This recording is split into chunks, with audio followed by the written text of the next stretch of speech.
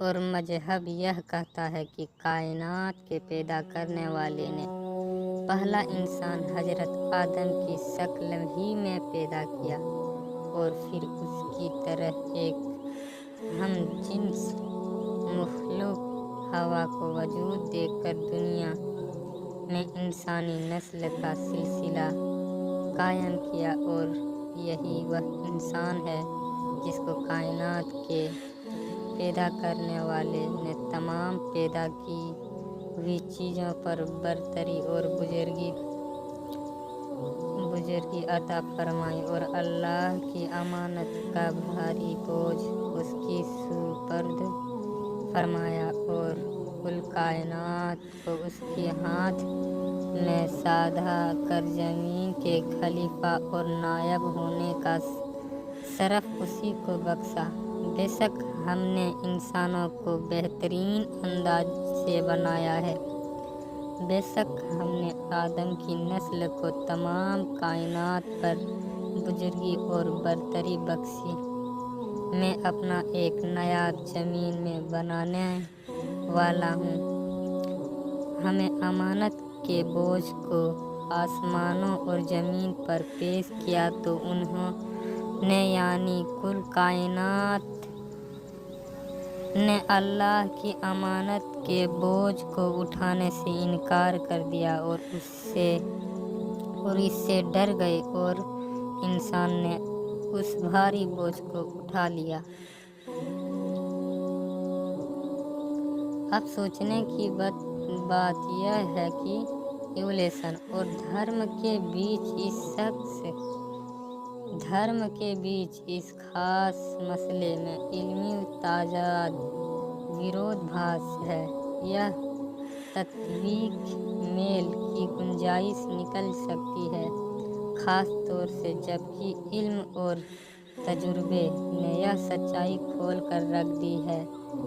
کہ دین اور مذہبی حقیقتوں اور علم کے درمیان کسی بھی معاملے میں ٹکراؤ نہیں۔ اگر ظاہر سطح پر کہیں ایسا نظر بھی آتا ہے تو وہ علم کی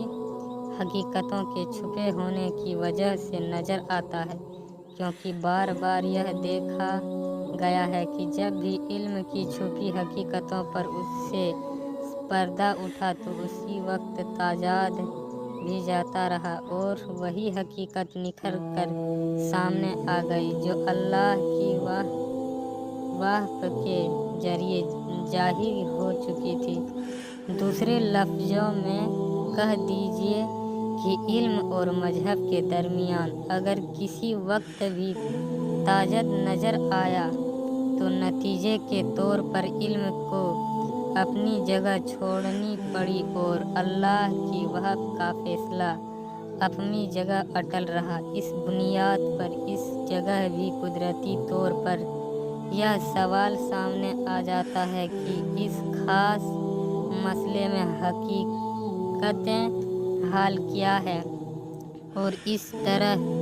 ہے جواب یہ ہے کہ اس معاملے میں بھی علم اور مذہب کے درمیان کوئی ٹکراؤ نہیں ہے۔ البتہ یہ مسئلہ چونکہ باریک اور گہن باتیں اپنے بھیتر سمائے ہوئے ہیں، پھر بھی یہ حقیقت اس جگہ ہمیشہ نظروں میں رہنی چاہیے کہ پہلا انسان جو کہ موجودہ انسان کی نسل کا بابا آدم ہے، بھلے ہی ترقی ایولیوشن کے نظریے کے مطابق درجہ بدرجہ انسانی شکل تک پہنچا ہو یا پیدائش کی شروعات ہی میں اس انسانی شکل میں وجود میں آیا ہو، علم اور مذہب دونوں کا اس پر اتفاق سہمتی ہے کہ موجودہ انسان ہی اس کائنات کی سب سے بہتر مخلوق ہے، اور عقل اور سوجھ بوجھ ڈھانچہ ہی اپنے عمل اور کردار کے لیے جواب دہ ہے، اور دستور و قانون کا مکلف ہے۔ یا اس طرح سمجھ لیجیے کہ انسانی کردار اور اس کے علمی اور عقلی साथ ही अखलाकी किरदार को देखते हुए इस बात की कोई अहमियत नहीं है कि इसके पैदा होने, ढलने और वजूद की दुनिया में आने की तफसील क्या है, बल्कि अहमियत की बात यह है कि इस पैदा हुई दुनिया में उसका वजूद यूं ही बेमतलब और बेमकसद है या उसकी हस्ती अपने भीतर बहुत बड़ा मकसद लेकर वजूद में आई है। क्या उसके अफ़अल व अक़वाल और किरदार व गुफ्तार, कर्म, कथन, चरित्र, आचरण के असरात प्रभाव बहुत अधिक है। क्या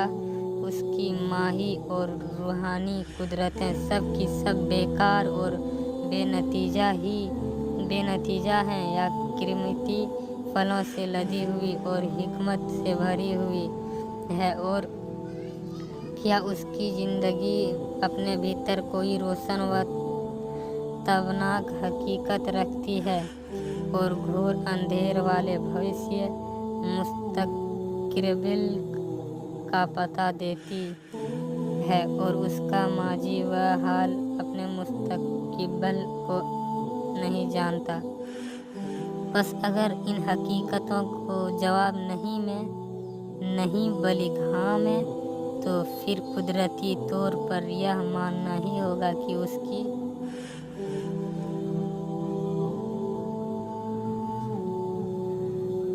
पैदाइश की कैफियत दशा पर बहस की जाए, उसके बावजूद के मकसद पर पूरी निगाह रखी जाए और यह मान लिया जाए कि पैदा की हुई चीज़ों में सबसे बेहतर हस्ती का वजूद बेशक बड़े मकसद का पता देता है और इसलिए उसकी अखलाकी कंदरों का ज़रूर कोई मसले आला बड़ी नज़ीर और उसकी पैदा करने का कोई मकसद है। कुरान पाक ने इसलिए इंसान में मुतअल्लिक़ पॉजिटिव और नेगेटिव हर दो पहलू को वजह करके इंसानी हस्ती के बड़प्पन का ऐलान किया और बतलाया है कि कायनात के पैदा करने वाले और बनाने संवारने वाले की कुदरत में इंसान की पैदाइश सबसे बेहतर का दर्जा रखती है और इसी वजह से वह तमाम कायनात के मुकाबले में बड़े होने और अजीम होने का हकदार है और अपने कामों और तरीक़ों की वजह से बेहतर। वही अल्लाह की अमानत अलमबरदार होकर अल्लाह की ज़मीन का खलीफा के मनसब पर बने रहने का हक रखता है और जब यह सब कुछ उसमें मौजूद है तो फिर यह कैसे मुमकिन था कि उसकी हस्ती को यूं ही बेमकसद और बेनतीजा छोड़ दिया जाता? क्या लोग इंसानों ने यह गुमान कर लिया है कि वे बेमकसद छोड़ दिए जाएंगे और ज़रूरी है कि अक्ल व शऊर के इस पैकर को तमाम कायनात में नुमाया बनाकर नेकी व बुराई की तमीज़ अता की जाए?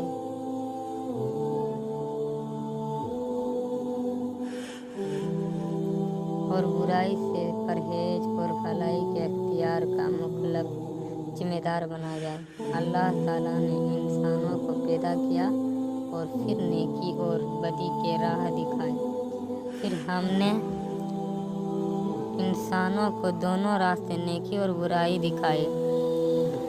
गरज कुरान मजीद की यादें दहानी और दावत भलाइयों को करने और बुराइयों को रोकने और रुश्द व हिदायत का मुख्ताब और शुरू और आखिर का महवर